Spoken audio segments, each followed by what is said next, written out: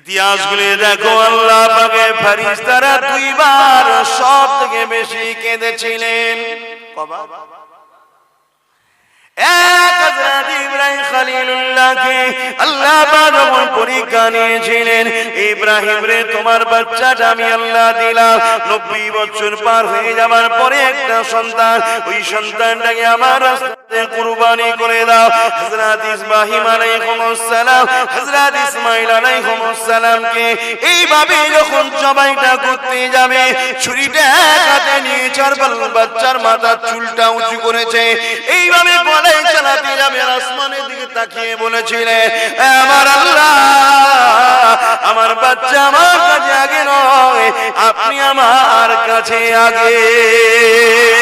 এই বলে যখন ছুরিটা চালিয়ে দেবে, বিসমিল্লাহ আল্লাহু আকবার, ওই সময় ফেরেশতা এত কেঁদেছিল, সমস্ত ফেরেশতারা কেঁদে ফেলেছিল। আর কি দৃশ্য, দুনিয়ার জমিনে বাপ বেটাকে জবাই করে দিতে লেগেছে, কিন্তু আমার আল্লাহ পাকের কুদরতি অন্তরে কি ইচ্ছা ছিল ওটা তো ফেরেশতারা জানে না। যখনই ছুরিটা চালিয়ে দিয়েছে, আমার আল্লাহ বলে দিয়েছে, ছুরির খবরদার ইসমাঈলের গলায় চলবি না, এখনই জান্নাত থেকে দুম্বা যাচ্ছে ওর গলায় চলবি। ফ্যাস করে আওয়াজ হয়েছে, রক্ত ছিটকে বেরিয়ে পড়েছে। ইব্রাহিম নবী বুঝে নিয়েছে আমার বাচ্চা জবাই হয়েছে, চোখ খুলে দেখে বাচ্চা দাঁড়িয়ে আছে, আর জান্নাতি দুম্বা জবাই হয়ে গেছে। আমার আল্লাহ বলেছিল, ইব্রাহিম রে আমি আল্লাহ পরীক্ষা নিলাম, তুমি কামিয়াবি হয়ে গেছো। এখন তোমাকে আল্লাহ পরীক্ষা নেবে, আমাকে নেবে, সহ্য করতে হবে তো। দুটো রাস্তা বা আল্লাহর রাস্তায় আছো, জ্বর হয়েছে, পরীক্ষা, গুনাহ থাকলে গুনাহ মাফ হবে, গুনাহ না থাকলে মাকাম বাড়বে। আল্লাহর রাস্তায় নেই, জ্বর হয়েছে, শাস্তি, ওটা পরীক্ষা নয়, শাস্তি। কথা কিছু বুঝছেন? তা আল্লাহর রাস্তায় যারা আছে তাদেরকে আল্লাহ পরীক্ষাটা একটু বেশি নেয়। অসুবিধা হয় বলুন, দোয়া করে দিচ্ছি। কার কার অসুবিধা হচ্ছে হাত তুলে বল। কারো অসুবিধা নেই? আর একবার ফেরেশতারা কবে কেঁদেছিল, যখন আমার নবী বা মক্কা জমিনে দাওয়াত দিতে লাগলো, মক্কা মানুষরা কেউ মানতে লাগলো না। এ যুবকেরা, মুস্তাফার উম্মতেরা, এ আমার দয়াল নবীর প্রেমিকেরা, নবী নবী নবী নবী করে চিৎকার দিয়ে ছুটে বেড়াও, বারে রবিউল আউয়াল শরীফ করো, নবী ঝান্ডা উড়াতে লাগো, যা দিয়ে দেবো বলো, আমার নবীর ইসলামকে মিটাবার ষড়যন্ত্র করতে লেগেছে। কি করলাম নবীর ইসলামকে বাঁচাবার জন্য? কখনো ঠান্ডা মাথায় কি চিন্তা করে দেখলে আজ নিজের জমি বাঁচাবার জন্য মারপিট হয়, নিজের জায়গা বাঁচাবার জন্য মারপিট হয়, নিজের চাকরির জন্য আন্দোলন হয়, নিজের অধিকারের জন্য লড়াই হয়, নিজের ক্ষমতায় আসার জন্য মারপিট হয়, নিজের রাস্তার কাঁটা যদি কেউ সরিয়েও দিতে পারি, কিন্তু আমার নবীর দিনের গুস্তাখি হচ্ছে, আমার নবীর দিনকে মিটিয়ে দিবার প্ল্যান চলছে। আজ আমরা কি করলাম সেই নবীর উম্মত উম্মতি হিসাবে? আজ আমি জানতে চাই, এ নবীর উম্মত উম্মতিরা, অথচ নবী আমার যেদিন তোমাকে আমাকে মক্কা জমিনে দিনের প্রচার করতে লেগেছে, কেউ নবী পাকের কথা মানতে চায় না। আল্লাহ নবীর সময় তায়েফের জমিনে চলে যায়, তায়েফের মানুষেরা যদি আমার কথা মেনে নেয়, এক আল্লাহ আল্লাহ বলে মেনে নেয়, নবীকে রাসূল বলে মেনে নেয়, ইসলামে যে শান্তির বাণী মেনে নেয়, এই জন্য তায়েফের জমিনে যেতে লাগলো। তায়েফের জমিনে যাবার আগে মক্কার সন্ত্রাসীরা, তায়েফের মক্কা সন্ত্রাসীরা, তায়েফের সন্ত্রাসীকে জানিয়ে দিল মুহাম্মদ যাচ্ছে, মুহাম্মদ যাবেন, সত্য কথা বলে, কিন্তু মুহাম্মাদের কথা মেনে নিলে আমরা যে জোর জবরদস্তি মানুষের খোদা হয়ে আছি, এটা বন্ধ হয়ে যাবে। এই জন্য মুহাম্মদ ঢুকলে মুহাম্মদকে তায়েফ থেকে তাড়িয়ে দাও। এ যুবকেরা, তরুণীরা, বাপেরা, কি কষ্ট করেছিল নবী আমার। দেখো তায়েফের জমিনে যখন চলে গেলেন, ওই সময় দেখা যায় মক্কার মানুষদের খবরটা পেয়ে যে তায়েফের সন্ত্রাসীরা, গুন্ডারা এমন করে তায়েফের বর্ডারে কিছু দুষ্টু মাইন্ডের ছেলেকে তাদেরকে খাবার দিয়ে তাদেরকে ভুল বুঝিয়ে আমার রাসূলকে পাগল বলে দিয়ে আমার নবীর উপরে ছুটতে লাগলো, আমার নবীর উপরে পাথর ছুটতে লাগলো। আল্লাহ নবী রক্তাক্ত হয়ে জমিনে পড়ে গেল। এত মার মেরেছিল নবী পাককে, নবী পাকের শরীরে রক্ত দিয়ে জুতাখানা রক্তে ভরে যায়। এক যুবকেরা তরুণীরা বাপেরা ওই দিন নবী আমার অজ্ঞান অচৈতন্য হয়ে পড়েছিল। ওই দৃশ্য দেখে আল্লাহ পাকের ফেরেশতারা কেঁদেছিল গো, এই যুবকেরা আল্লাহ তোমাকে আমাকে ছেড়ে দেবে না। তোমার আমার জন্য দুনিয়ায় ডিউটি ডাকি, তোমার আমার জন্য ডিউটি হলো নবী রেখে যাওয়া, ইসলামের মেসেজকে মানুষের দুয়ারে পৌঁছে দেওয়া, নিজে পালন করা মানুষের কাছে পৌঁছে দেওয়া। সেই ইসলামের উপরে কোন ঝড় আঘাত এলে নিজেদের জান মালকে প্রতিরোধ করা। হযরত আবু বকর সিদ্দিক যখন খলিফা হয়েছিলেন, মুসাইলামাতুল কাজ্জাব বলে একজন আবু বকর সিদ্দিকের সময়তে আমার নবী পাকের খাতমে নবুয়তের বিরোধী বলেছিল। ওই সময় আবু বকর সিদ্দিক সঙ্গে সঙ্গে 10,000 যুবক সাহাবীদের নিয়ে ওই জালিমের বিরুদ্ধে লড়াই করে খাতমে নবুয়তের মর্যাদাকে রক্ষা করেছিল।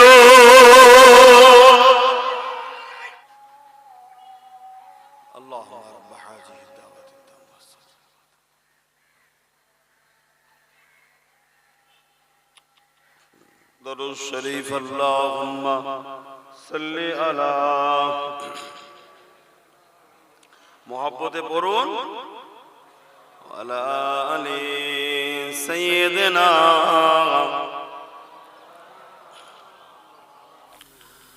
फलक के नज़ारों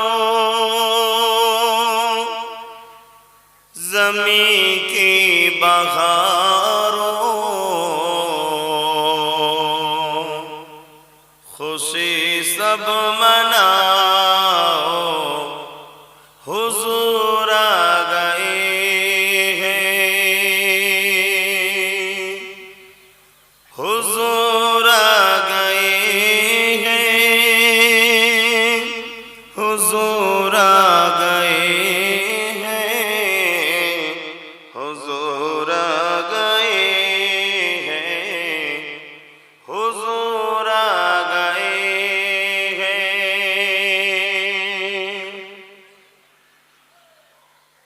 ओटो गम के मारो चलो बेसहारो, खबरें सुनाओ हुजूर आ गए हैं। फलक के नज़ारों ज़मीं की बहारों खबरें सुनाओ हुजूर आ गए हैं।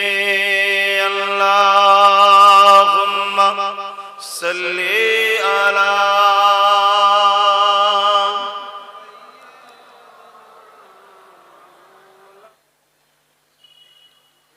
अनोखा निराला ओ जी सनाया,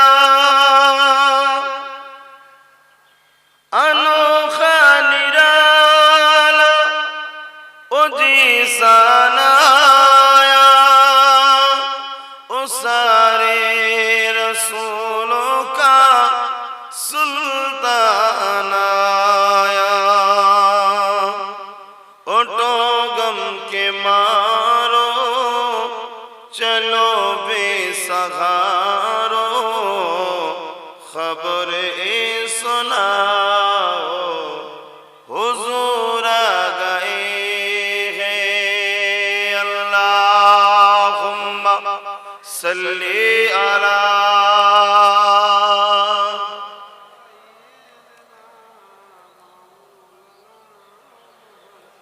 ওয়ালা আলি।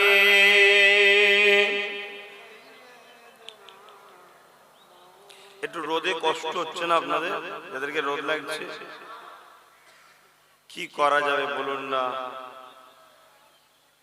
রোদ তো থাকবে, সব জায়গা তো ছায়া পাওয়া যায় না। এই দিকটা ছায়া আছে, ঠান্ডা লাগছে, বেশ ভালো লাগছে।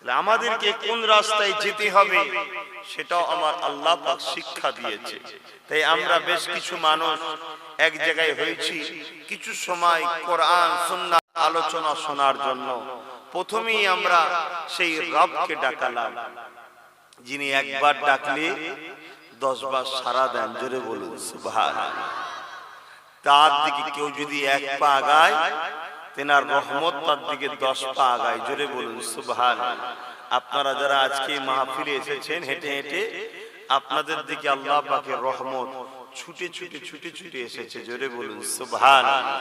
এটা আমার কথা নয়, এটা আমার আল্লাহ খোদ নিজে হাদিসে কুদসির মধ্যে বলছেন, কেউ যদি আমার রাস্তায় হাঁটতে থাকে, আমার দিকে আগিয়ে আসতে থাকে, আমার রহমত তার দিকে ছুটে ছুটে যায়। এ মাহফিল অবশ্যই আমাদের ডুবগেরিয়া গ্রামের যুবক ছেলেরা, গ্রামবাসী বাপ মায়েদের সহযোগিতা নিয়ে করেছে, আমরা তৈরি করেছি। কিন্তু এই মাহফিলটা আমাদের নয়, এই মাহফিলটা আমার আল্লাহ আল্লাহর রাসূলের মাহফিল। জোরে বলুন সুবহানাল্লাহ। তৈরি করেছি আমরা, কর্মচারী আমরা। আজকে ডুবগেরিয়ার গ্রামের মানুষ ধন্য, গ্রামের যুবকগণ ধন্য যে আজকে তোমাদের গ্রামে অগণিত আল্লাহ রহমতের ফেরেশতা এসেছে, তোমাদের জন্য দোয়া করছে, তোমাদের প্রশংসা করছে, তোমাদের গুণগান গাইছে, এবং তোমাদের হয়ে যেমন তোমরা এখানে বসে আল্লাহর আলোচনা করছো, কথা বলছো, তোমাদের জন্য আমার আল্লাহ আরশে আজিমে আলোচনা শুরু করেছে। জোরে বলুন সুবহানাল্লাহ। কেন আমার আল্লাহ কোন জিনিসকে বাকি রাখে না। আজকে এই গ্রামের ছেলেরা ফাংশন, গান, যাত্রা, থিয়েটার, বদমাইশি না দিয়ে আল্লাহর রাস্তা কাজ করেছে। আর এলাকার ছেলেরা, বাপেরা বা পর্দার আড়ালে আমার মা বোনেরা, তারাও চারিদিক থেকে হেঁটে হেঁটে হেঁটে হেঁটে এই জান্নাতের বাগান, জান্নাতের মাহফিল এবং আল্লাহর কথা শোনার জন্য, রাসূলের কথা শোনার জন্যই তারা এসেছে। তাই তো নাকি? আপনারা কি শুনতে এসেছেন? আল্লাহ আল্লাহ রাসূলের কথা শুনতেই তো। আপনাদের আশাটা কত সৌভাগ্য। আল্লাহ নবী জানিয়ে দিলেন, একদল রহমতের ফেরেশতারা দুনিয়া জমিনে তারা ভ্রমণ করে বেড়ায় সর্বদা। যখনই দুনিয়া জমিনে কোনো ভালো কাজ, নেক কাজ দেখতে পায়, ওই গুণকে সাক্ষী হয়ে তারা আল্লাহ পাকের আরশে আজিমের নিচে ফিরে যায়। আল্লাহ পাক সময় জিজ্ঞাসা করে, এ আমার রহমতের ভ্রমণকারী ফেরেশতা, দুনিয়ার জমিনে তোমরা কি দেখে আসলে?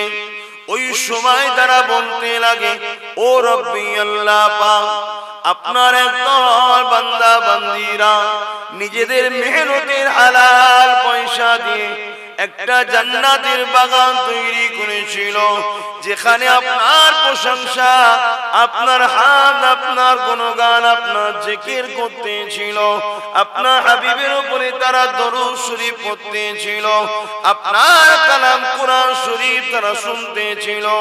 আমার আল্লাহ পাক সময় বলতে লাগে, ওরে আমার ফেরেশতারা, তারা তো আমি আল্লাহ আমাকে দেখে না।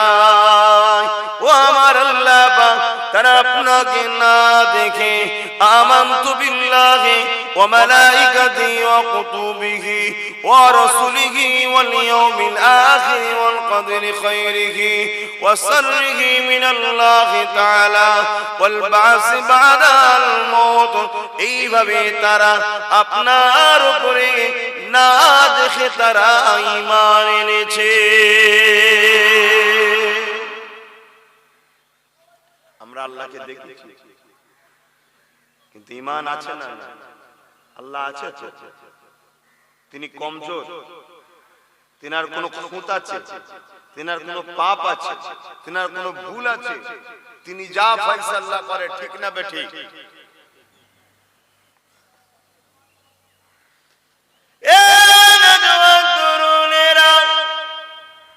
আল্লাহ ওই সময় ফেরেশতাদেরকে বলে, ও আমার ফেরেশতারা, ওরা কেমনি এমনি আলোচনা করে চলে গেল না, এখানে বসে বসে সুবহানাল্লাহ বলেছে, আলহামদুলিল্লাহ বলেছে, আল্লাহু আকবার বলেছে, আপনার বড়াই তো তারা স্বীকার করেছে, আপনার গুণগান তারা করেছে, সব কিছুর পরে আসমানের দিকে খালি হাতটুকু তারা তুলে দিয়েছে। কি দিনে তুলে তারা বলেছে, আমার আল্লাহ পাকের ফেরেশতারা ওই সময় বলতে লাগে, ও রব্বি আল্লাহ, জীবনে অনেক গুনার বোঝা মাথায় করে নিয়ে তারা বসেছিল, সব গুনাহগুলোকে স্মরণ করে তারা আপনার কাছে ক্ষমা চেয়েছে, মাফি চেয়েছে, আপনার জাহান্নাম থেকে নাজাত চেয়েছে এবং আপনার কাছে আপনার দয়ার জান্নাতের আশা করেছে। ছোট মনে করো না এই মাহফিলকে, কিন্তু এই মাহফিলে কিছু কিছু জিনিস এখন আমাদের ভুল হয়ে গেছে। শুধু এখানে নয়, অনেক জায়গাতে কিছু কিছু ভুল হচ্ছে। আমরা যখন আসবো একটু উঁচু হালে এলে বড় ভালো হয়, তাই তো নাকি? যদি মানুষ উজু করে, এটা তার দুনিয়াবি দিক দিয়েও তো উপকার। শরীরটা বেশ ফ্রেশ হলো, হাতে মুখে পানি দিল, গড়গড়া করলো, এটা মুখ দিয়ে ফ্রেশ, শরীরটাও ফ্রেশ, ধোয়ার পরে শরীরটা একটা খুশবু বাহির হয়, একটু আতর গোলাপ মাখলে, আর পাশাপাশি একটু চেষ্টা করবে মাথায় টুপিটা দিয়ে বসতে, আস্তে আস্তে হয়ে যাবে ইনশাআল্লাহ, তাই তো নাকি? কি গো বলবো তো, হবে তো, চেষ্টা থাকলে অবশ্যই হবে। আল্লাহ ওই সময় বলতে লাগবে, আমার ফেরেশতারা তোমরা সাক্ষী থেকে যাও, আমি আল্লাহ, ওরা আমার কাছে যখন ক্ষমা চেয়েছে, আমি আল্লাহ রহমান রহিম, আমি আল্লাহ গফুর রহিম, ওরে আমার ফেরেশতারে তোরা সাক্ষী থেকে যা, ওই মাহফিলে বসে যারা কেঁদেছে, যাদের চোখ দিয়ে মাছির মাথাতে ক্ষুদ্র পানি বেরিয়ে গেছে, আমি আল্লাহ তাদের চোখের পানিকে কবুল করে নিয়ে তাদের জীবনের সমস্ত গুনাহ খাতাকে মাফ করে দিলাম। তাহলে চেষ্টা করতে হবে, চেষ্টা করলে হবে না, মনটা লাগান না রবের দিকে।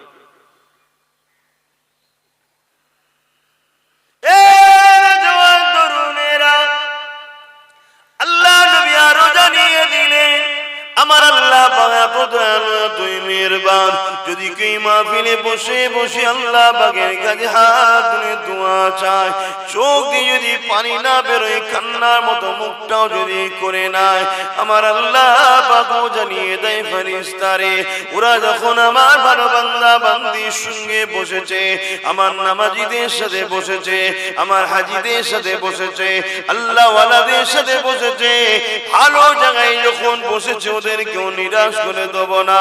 ওরে আমার ফেরেশতা, তোরা সাক্ষী থেকে যা, ওদেরকেও কান্নাওয়ালাদের সঙ্গে শামিল করে দিয়ে চোখ দিয়ে পানি বেরোয়, কিন্তু কান্নার মতো মুখটা করে না, যেন একজন দেখে বলতে পারি বান্দা বান্দিটা তার আল্লাহ পাকের কাছে কাঁদছে। ওরে আমার ফেরেশতারে, আমি আল্লাহ পাক দয়াময়, দয়া করে, ওরা তো আমারই বান্দা বান্দি, ওদেরকে নিরাশ করে দেব না, আমি আল্লাহ ওদের গুনাহ মাফ করে দেব। আরো জোরে বলুন সুবহান। আসো একটু সালাত ও সালাম দেবো, ইয়া নবী সালাম।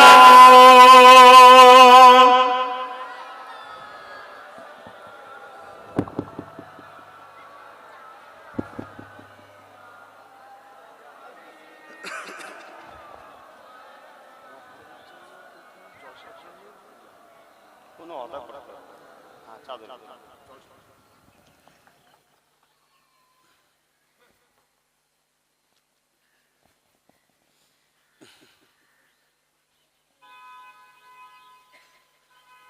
طلع البدر علينا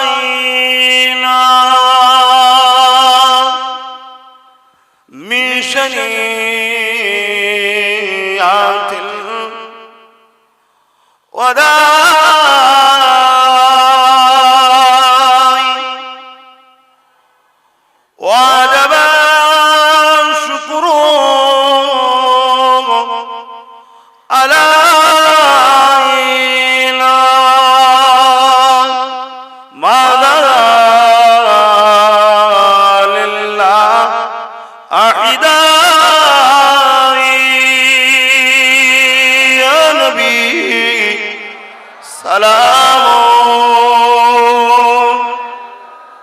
ইয়া